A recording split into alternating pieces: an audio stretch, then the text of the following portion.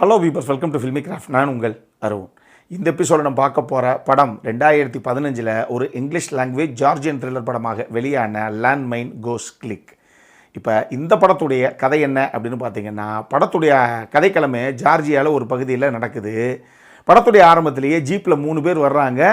ஒரு மலை பிரதேசம், அந்த இடத்துலையே ஒரு காடு சார்ந்த பிரதேசம் மாதிரி இருக்குது. அந்த இடத்துல ஜீப்பை ஓரம் கட்டிட்டு இங்கேருந்து நம்ம ஹைக்கிங் போகலாம் அப்படின்னு சொல்லி ஆரம்பிக்கிறாங்க. அப்போ நம்ம அந்த 3 பேர் போகிறாங்க இல்லையா, அந்த 3 பேர் யார் அப்படின்னு பார்த்தீங்கன்னா, முதல்ல நம்ம படத்துடைய கதாநாயகியான அலிஷியா, அவங்களுக்கு டேனியல் அப்படின்னு சொல்லி கூடிய விரைவில் அவங்க கல்யாணம் பண்ண போகிற ஒரு பையன் ஒருத்தன் இருக்கான். அந்த டேனியலுக்கு உயிர் நண்பன் கிறிஸ் அப்படின்னு சொல்லி ஒரு பையன் ஒருத்தன் இருக்கான். இப்போ அந்த டைம்லேயே நமக்கு ஆடியன்ஸுக்கு தெளிவாக சொல்லிடுறாங்க, நம்ம கதாநாயகி அலிஷியாவுக்கும் சரி, நம்ம டேனியலுடைய பெஸ்ட் ஃப்ரெண்டாக இருக்காப்புல அந்த கிறிஸ்ஸு, அவருக்கும் சரி ஏற்கனவே கஜகஜா கிஜி அப்படின்னு சொல்லி ஒரு சந்தர்ப்ப சூழ்நிலை காரணமாக ஒரு ஒன் நைட் ஸ்டாண்டு ஆகி போயிடுது. ஆனால் அது ஒரு விபத்து தான், ஒரு ஆக்சிடெண்ட்டாக தான் அது நடந்துச்சு. தயவுசெஞ்சு நீ அதை போய் டேனியல்கிட்ட சொல்லிகிட்டு இருக்காத அப்படின்னு கதாநாயகி அப்பப்போ கிறிஸ்கிட்ட சொல்லிக்கிட்டே இருக்காங்க. இப்போ அந்த 3 பேர் அங்கேருந்து அந்த மலை பிரதேசம் நடக்க ஆரம்பிக்கிறாங்க. அப்போ ஒரு இடம் வரும்போது டேனியல் சொல்கிறாப்புல, இந்த இடம் ஒரு வார்ஃபீல்டு மாதிரி ஒரு காலத்தில் பல நூற்றாண்டுகளுக்கு முன்னாடி இருந்த ஒரு இடமா, இப்பயுமே இங்கே கன்னி வெடிகள்லாம் அங்கங்கே புதைக்கப்பட்டிருக்கு அப்படிங்கிற மாதிரி எல்லாரும் சொல்கிறாங்க. பெசாட்டு இந்த இடத்துல இன்னும் ஒரு ஃபோட்டோ எடுத்துப்போம் அப்படின்னு சொல்லி நம்ம டேனியல் சொல்கிறாரு. சரின்னு எல்லாரும் ஃபோட்டோ எடுக்கிறாங்க. ஃபோட்டோ எடுக்கிற மாதிரி கூட ஒரு ஹெல்பிங் ஹேண்ட் மாதிரி இன்னொரு நபர் வந்திருக்காருன்னு வச்சுக்கோங்களேன். இப்போ இந்த ஃபோட்டோ எடுக்கிற தருணத்தில் கொஞ்சம் அப்படிக்கா லைட்டாக ரைட்டில் தள்ளி நில்லுங்க அப்படின்னு அவர் சொல்ல போக, இந்த 3 பேர் இப்படி தள்ளி நிற்கும் போது கிளிக் அப்படின்னு சொல்லி ஒரு சத்தம். என்ன அப்படின்னா, ஒரு கன்னிவெடி மேலே அந்த கிறிஸு காலை வச்சுட்டாப்புல. இப்போ என்ன பண்ணுறது அப்படின்னே தெரியல. உடனே இந்த ஃபோட்டோ எடுக்கிற அந்த நபர் சொல்கிறாரு, சார் தயவு செஞ்சு கால் எடுத்துடாதீங்க, எடுத்தீங்கன்னா இங்கேயே செதறி பீஸாக போடுவீங்க, அங்கேயே வெயிட் பண்ணுங்கள். நான் என்ன சொல்கிறேன், நீங்கள் 2 பேரும், யார் நம்ம டேனியலும் சரி அலிஷியாவும் சரி, நீங்கள் அங்கேருந்து கொஞ்சம் தூரமாக தள்ளி போயிடுங்க. எப்போ வேணாலும் அந்த கன்னி வெடி அதுவே ஆக்டிவேட் ஆகி வெடிக்க ஆரம்பிக்கும். அவர் காலை எடுக்காத பட்சத்து வரைக்கும் தான் அவர் உயிர் அவர்கிட்ட இருக்கும்.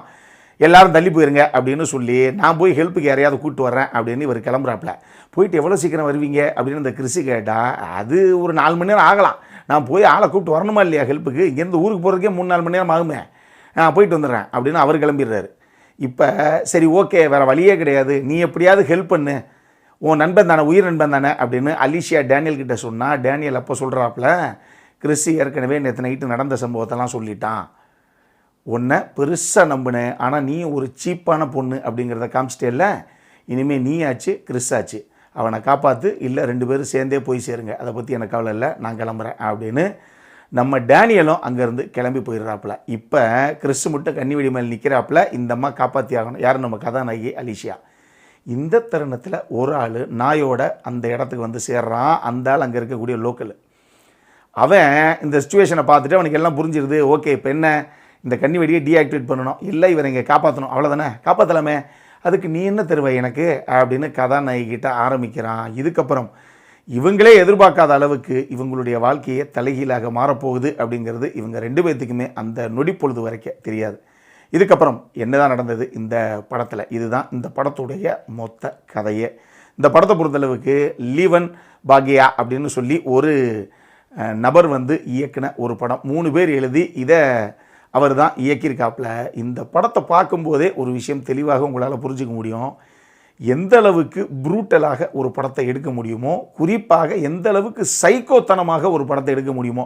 கண்டிப்பாக டைரக்டர் சைக்கோ பயபிளையாக தாங்க இருக்கும் அப்படின்னு நமக்கு தோண வைக்கிற அளவுக்கு இந்த படத்துடைய எக்ஸிக்யூஷனை இந்த டீம் கொடுத்துருக்கோம். டைரக்டர் அந்த மாதிரி தான், அந்த எழுதின 3 பேரும் சரி, காட்சிகளாக கன்வெர்ட் பண்ண விதத்தில் டைரக்டரும் சரி, அப்படி யோசிச்சிருப்பாங்க, வெறித்தனமாக யோசிச்சிருப்பாங்க. இதில் மேட்ரு என்ன அப்படின்னா, கத்தியின்றி ரத்தமின்றி ஒரு சம்பவம். இந்த கிளைமேக்ஸில் ஒரு துப்பாக்கி சீன் ஒன்று வரும், அதை மட்டும் விட்டுட்டிங்கன்னா எவனும் எதையும் எடுக்க மாட்டேன் அப்படிங்கிற கதையாகவே எதுவுமே இல்லாமல், ஆனால் ஒரு மனுஷனுடைய ஆள் மனசில் எந்த அளவுக்கு ஒரு கொடூரம் இருக்குமோ அதை அப்படியே சீன்ஸாக கன்வெர்ட் பண்ணியிருப்பாங்க. அந்த மாதிரி ஒரு சம்பவம் தான் இந்த படம். இந்த படத்தை பொறுத்தளவுக்கு ஸ்டெர்லிங் நைட் அவர் தான் அந்த கிறிஸ் அப்படிங்கிற அந்த கதாபாத்திரத்தை பண்ணியிருப்பாப்புல. அதே மாதிரி ஸ்பென்சர் லாக் அவங்க தான் கதாநாயகியாக அலிஷா அப்படிங்கிற அந்த கதாபாத்திரத்தை பண்ணியிருப்பாங்க. இவங்க 2 பேரும் சரி, கோட்டி அப்படின்னு சொல்லி ஒரு நபர், அவர் ஒரு ஆர்டிஸ்ட்டு, அவர் தான் வில்லனாக பண்ணியிருப்பார். என்ன பர்ஃபார்மன்ஸ், மனுஷனாக இருந்தாலும் அப்படிங்கிற லெவலுக்கு அந்த கதாபாத்திரத்தை புல் ஆஃப் பண்ணியிருப்பாப்புல அந்த கோட்டி. இந்த 3 பேர் தான் முக்கியமான கதாபாத்திரங்கள். வெறித்தனமான பெர்ஃபார்மன்ஸு 3 பேர்கிட்டையும் இருந்து என்ன ஒன்று, ஒரு படம் பார்க்குறோம் அப்படிங்கிற ஃபீலையும் தாண்டி ஃபஸ்ட் ஹாஃப் ஃபுல்லாக ஒரு விதமான கொடூரமாக சைக்கோத்தனமாக படம் போகுது அப்படின்னா செகண்ட் ஹாஃப் இன்னொரு விதமாக போகும். குறிப்பாக கடைசி ஒரு 35-40 நிமிஷம் அதை வேறு விதமாக பண்ணியிருப்பாங்க. எப்பா எவனோ இப்படி யோசிச்சிருக்காயா அப்படிங்கிற லெவலில் ஒரு ஃபீலை விடக்கூடிய படம் இது. இதனால் நீங்கள் இலகிய மனம் படைத்த வீக் ஹார்ட்டட் ஃபெலோவாக இருந்தீங்க அப்படின்னா தயவு செஞ்சு இந்த படத்தை தவிர்க்கவும். இது ஒரு மாதிரி வேறு மாதிரி ஒரு படம். நான் தான் சொல்கிறேன், ரத்தம் திரிக்க விளக்கமாக ஸ்லாஷர் ஹாரர் பண்ணுவோம் இல்லையா, அப்படிலாம் கிடையாது. எதையும் டச்சே பண்ணியிருக்க மாட்டாங்க. ஆனால் நம்மளை வெறுப்புடைய உச்சிக்கு எடுத்துகிட்டு போயிருப்பாங்க. அது டுவர்ட்ஸ் அ கிளைமேக்ஸ் போகும்போதெல்லாம் உங்களுக்கு தெரியும் ஏன் அந்த விஷயம் நமக்கு அந்தளவுக்கு மைண்டில் நிற்கிது அப்படின்னு.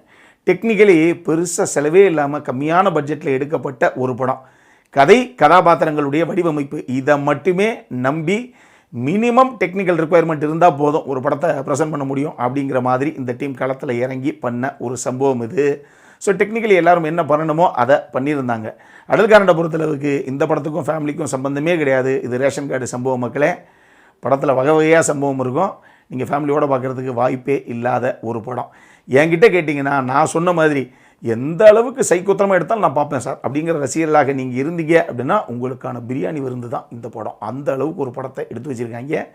இதை மைண்டில் வச்சுக்கிட்டு மற்றபடி ப்ரெக்னென்ட் லேடிஸு, ஹார்ட் பேஷண்ட்ஸு இவங்கெல்லாம் அந்த படம் பார்க்காம இருக்கிறதே நல்லது அப்படின்னு நான் சொல்லுவேன். அப்புறம் என்ன, இதே மாதிரி இன்னொரு வீடியோவோட அடுத்த முறை உங்களை சந்திக்கிற வரைக்கும் இட்ஸ் அருண் சைனிங் ஆஃப்.